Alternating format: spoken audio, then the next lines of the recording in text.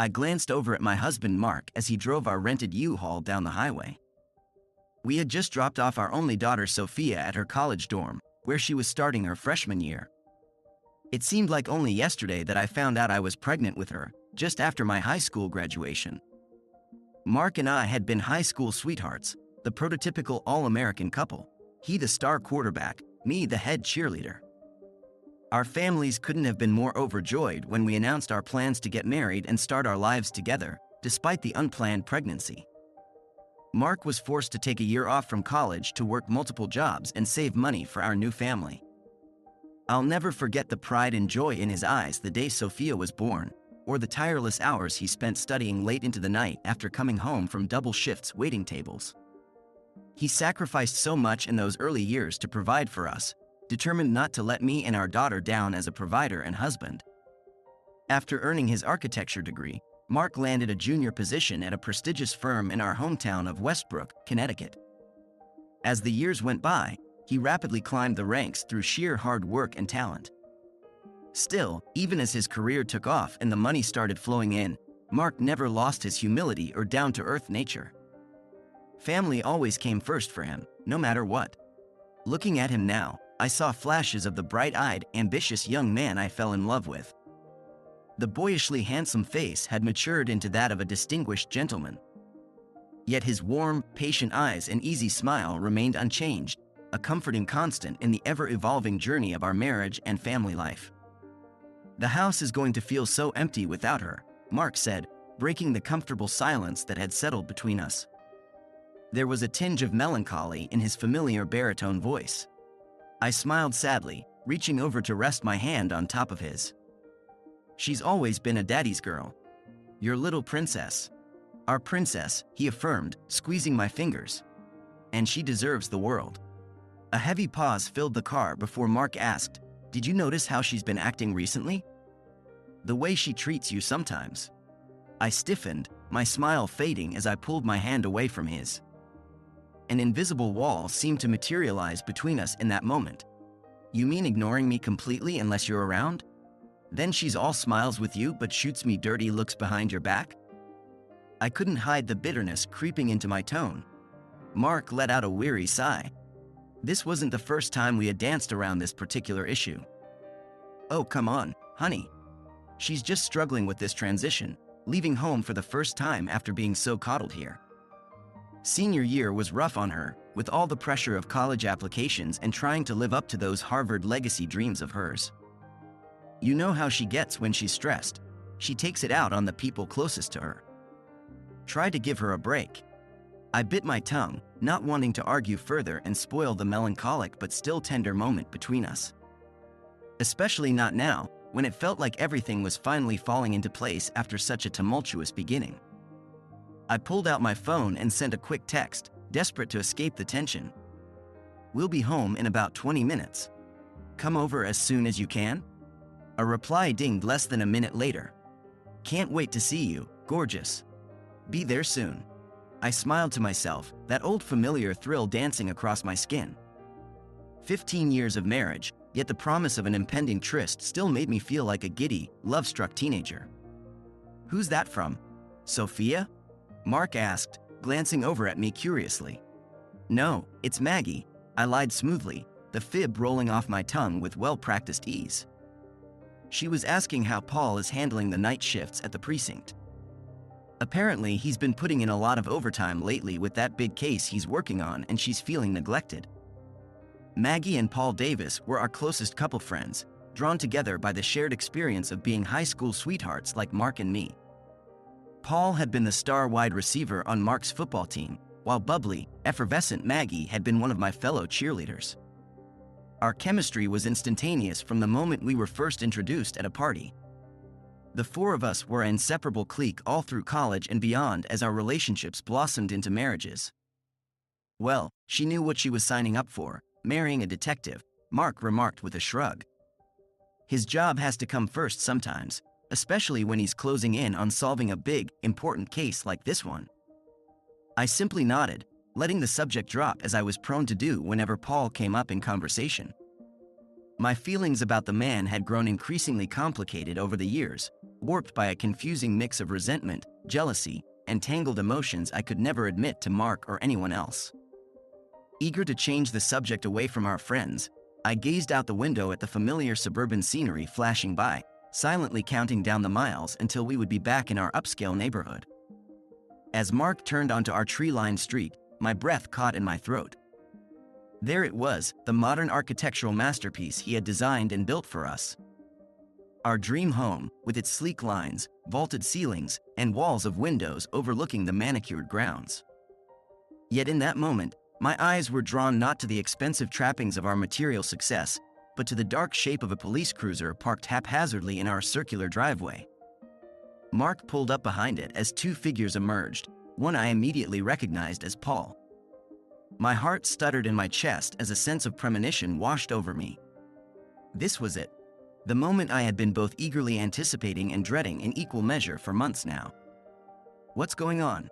Mark asked, clearly confused, as we got out of the truck. In my periphery, I noticed the second figure, a tall, broad-shouldered man around my age dressed in a rumpled suit, discreetly slip away into the shadows between our house and the neighbors. I hurried to stand next to Paul, an involuntary shiver passing through me as the reality of the situation took hold. "I'm really sorry about this, Mark," Paul said heavily, his expression grave as he pulled a thick manila envelope from the inside pocket of his well-worn bomber jacket. Judging by the dark circles under his eyes and grizzled 5 o'clock shadow, he'd been putting in around-the-clock hours on that big case of his. "Mark Thompson, you've been served." My husband froze, the color visibly draining from his face as he stared down at the envelope in his hands. "Is this a joke?" he asked, a humorless bark of disbelieving laughter escaping his lips. "Paul, what the hell?" "I'm afraid not, buddy." Paul's remorseful gaze flickered briefly in my direction before resettling on Mark. My pulse quickened at the glimpse of barely contained rage I saw simmering behind his eyes. "I think it's best if you go now. Get a lawyer, start working out the terms of your divorce." He cleared his throat roughly, as though forcing out the last word physically pained him. "There's also a temporary restraining order. You need to stay away from Vanessa and maintain at least 500 feet of distance." "A restraining order?" Mark repeated in a strangled whisper, as though the words made no sense to him at all. "This is insane." He turned to face me then, his green eyes, the same warm, inviting eyes I had fallen so hopelessly in love with as a naive teenager, flashing with hurt and bewildered anger. "Vanessa, why? What did I do?" I opened my mouth, but no words would come. My throat felt as though it were constricting, panic and shame welling up inside me until it became impossible to meet that broken, accusing stare any longer.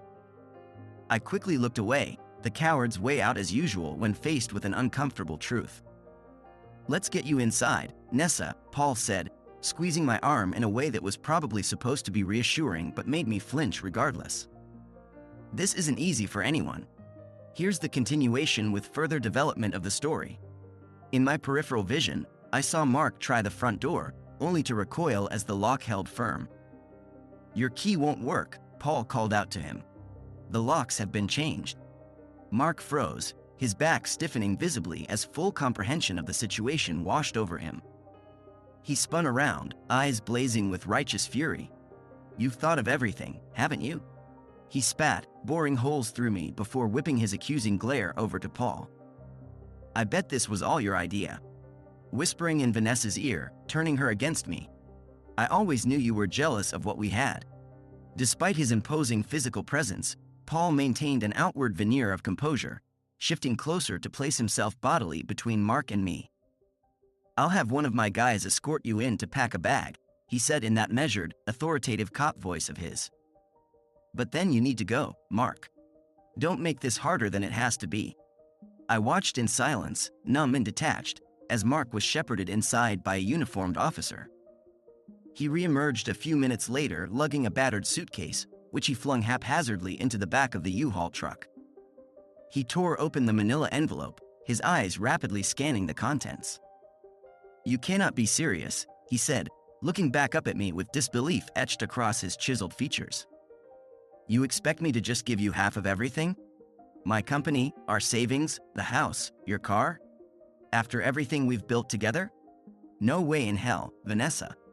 Mark, I'm warning you. Leave now or I'll have no choice but to arrest you, Paul said sternly, reaching for his handcuffs with a sense of resignation. Mark shot him a withering glare before seeming to deflate, the fight going out of him.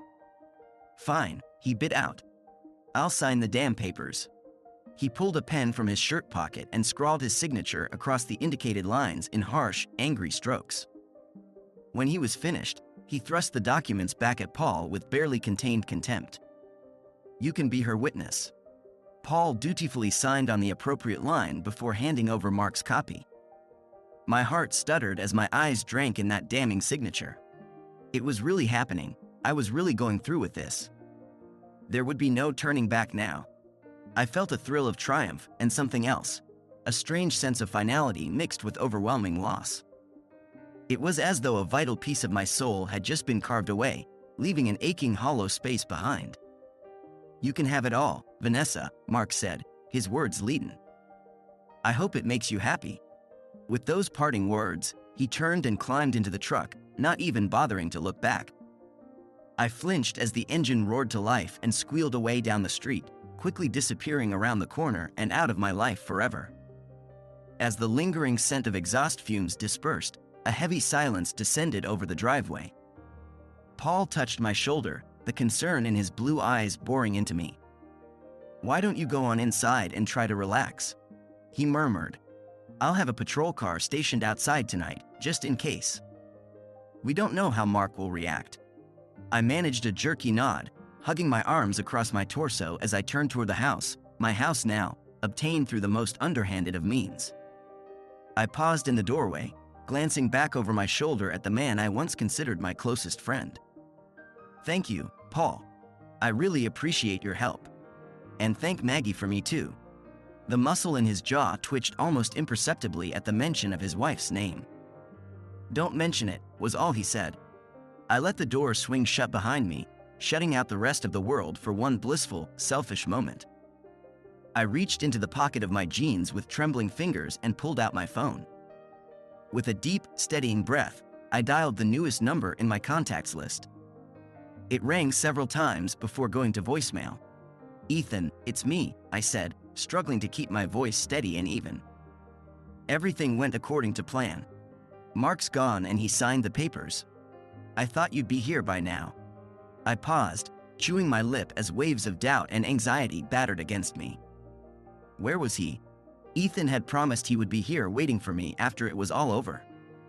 For months now, he had sworn up and down about wanting to start our new life together, with no more lies, no more sneaking around behind Mark's back like the past year had been. Finally, I would be truly free and we could stop existing in secret, stolen moments in sleazy motel rooms and the backseats of cars.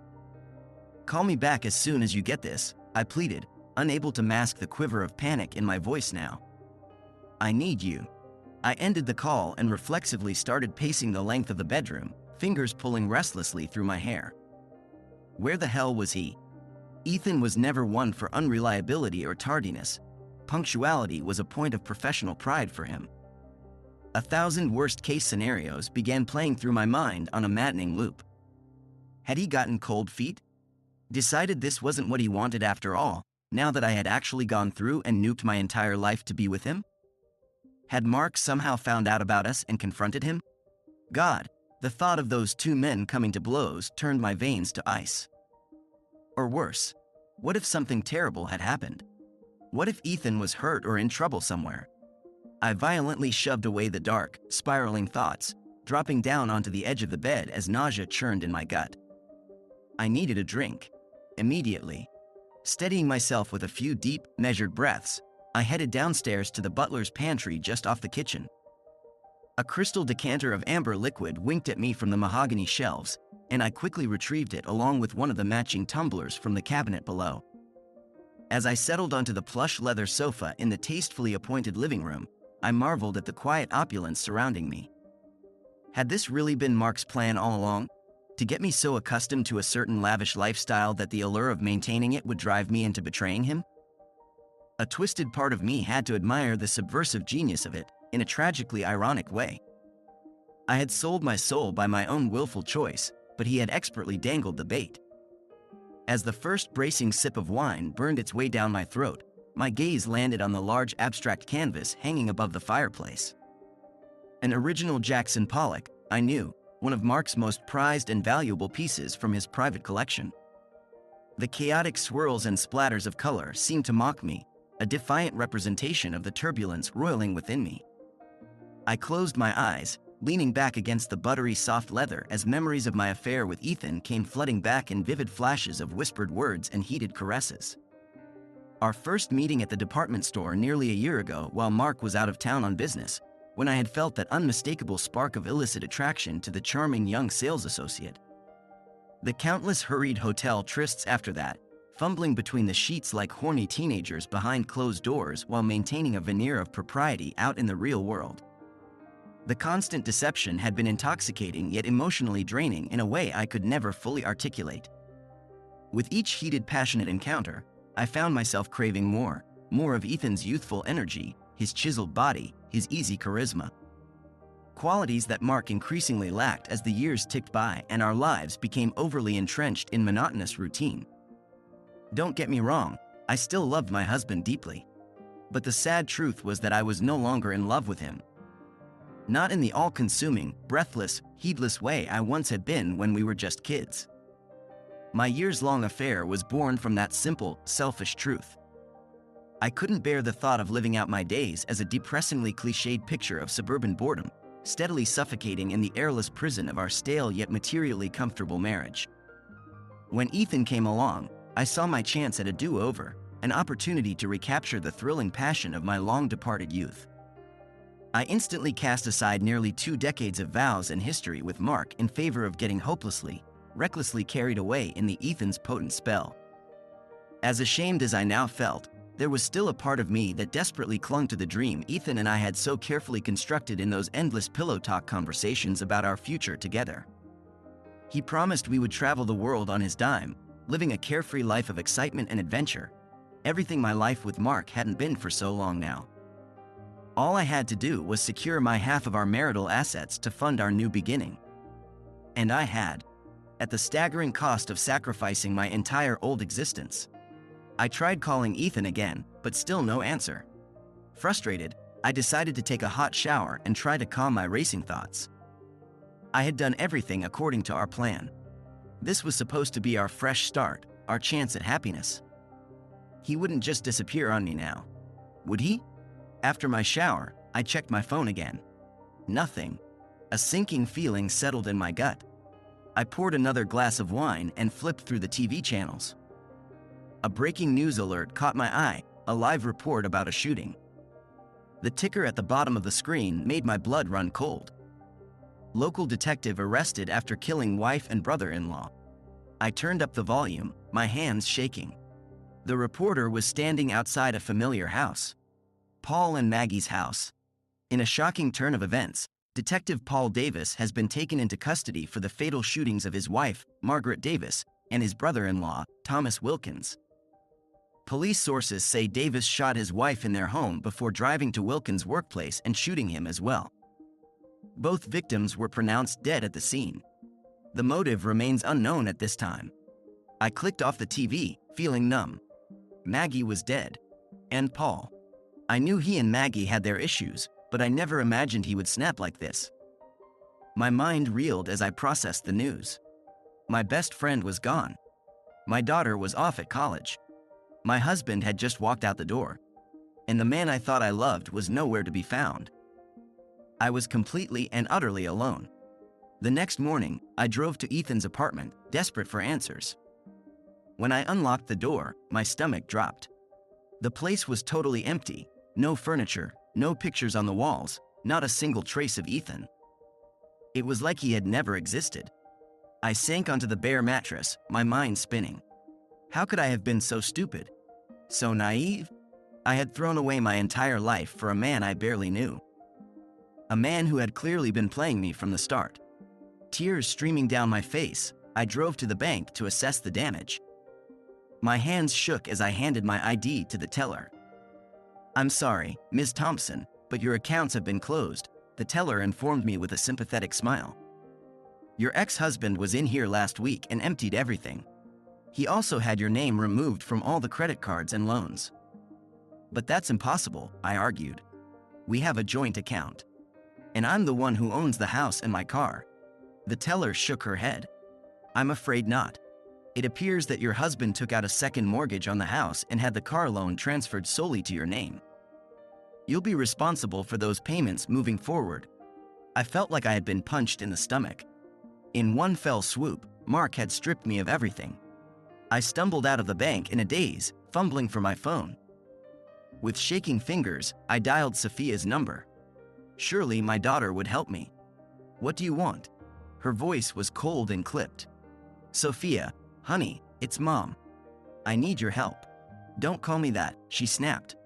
You're not my mother. Not anymore. How could you do this to Dad? To our family? You ruined everything. Please, just let me explain. I don't want to hear it. Lose my number and don't ever contact me again. I'm done with you. The line went dead. I stared at the phone in my hand, tears blurring my vision. In the space of 24 hours, I had lost everything and everyone that mattered to me. My husband, my daughter, my best friend, even the man I thought I loved. 5 years later, I found myself standing in line at a dingy soup kitchen in the heart of Dallas, a tattered coat pulled tight around my thin frame. My once perfectly manicured nails were now chipped and ragged, my hair a tangled mess. I was a far cry from the polished, put-together woman I had been back in my old life. After losing everything, I had fled to Texas with the little cash I had managed to scrape together. I couldn't bear to stay in the same town where everyone knew of my disgrace. I thought I could start over, build a new life for myself. But without any real skills or experience, I quickly found myself struggling to make ends meet. I took whatever jobs I could find, waitressing, cleaning houses, even a brief stint as a gas station attendant. But it was never enough. I couldn't afford a decent place to live, so I found myself crashing on the couches of strangers or huddled in my car on the coldest nights. As I shuffled forward in the soup line, my stomach growling, I couldn't help but think back on all the mistakes I had made. How differently things might have turned out if I had just been content with the life I had. If I hadn't let myself be seduced by the promise of something more. Lost in my thoughts, I didn't notice the man standing in front of me until I nearly collided with him.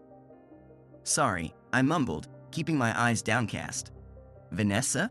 My head snapped up at the sound of that familiar voice. I found myself staring into the shocked face of none other than Mark Thompson. He looked older, his hair graying at the temples, but still handsome in a distinguished way. He was dressed in a well-tailored suit, a stark contrast to the worn jeans and faded flannel shirt I had on. What are you doing here? I asked, my voice barely above a whisper. I could ask you the same thing, he replied, his eyes taking in my haggard appearance. I'm here for a business meeting. My firm is designing a new shelter down the street. Of course. Mark had always been the successful one, the one with the bright future. While I had been busy throwing my life away, he had been building his empire. You look like you've seen better days, he remarked, not unkindly. I felt a flush of shame wash over me. I've been through a lot since everything happened. Mark's expression softened. I heard about Maggie and Paul. I'm so sorry, Vanessa. I know she was your best friend. Tears pricked at the corners of my eyes. Thank you, I managed to choke out. And I'm sorry too, Mark. For everything I put you through. I was selfish and stupid and I made the biggest mistake of my life. He was quiet for a moment, studying me intently. I forgave you a long time ago, Vanessa. Holding on to that anger wasn't doing me any good. I had to let it go and move on. Move on. The words echoed in my head as I realized the gold band gleaming on his left hand. You're married, I said softly. A smile touched his lips. 5 years now. Lila is an amazing woman. She's been a wonderful mother to Sophia. Sophia, I breathed. How is she? Does she ever ask about me? Mark's smile faded. I'm not going to lie to you, Vanessa. What you did really hurt her. It took a long time for her to trust again, to let Lila into her life. But they're very close now. Sophia just graduated from Columbia with honors. Pride and pain warred in my chest. My little girl, all grown up. A success in her own right. And I had missed it all. I'm glad, I said around the lump in my throat. I'm glad she's doing well. That she had you and Lila. She's the strongest person I know, Mark said. He glanced at his watch. Listen, I have to get going. But Vanessa, if you need help, if you want to get back on your feet, I want you to know that I'm here for you. Despite everything that happened between us, I don't want to see you suffer. He reached into his pocket and pulled out a business card, pressing it into my palm. This is the number for a women's shelter run by a friend of mine. They can help you find a job, a place to live. Give you a fresh start. Promise me you'll at least think about it. I stared down at the card, vision blurring with unshed tears. I promise, I whispered. And Mark? Thank you. For everything. He gave me a small nod, his hand brushing my shoulder briefly before he turned to go. I watched him walk away, his broad shoulders disappearing into the crowd. Looking down at the card in my hand, I felt a flicker of something I hadn't felt in a very long time. Hope. Maybe it wasn't too late for me after all. Maybe I could still find a way to make things right. We're glad you joined us for today's video. If you like it, please let us know by clicking the like button and leaving a comment. Don't forget to turn on notifications so you never miss a new story.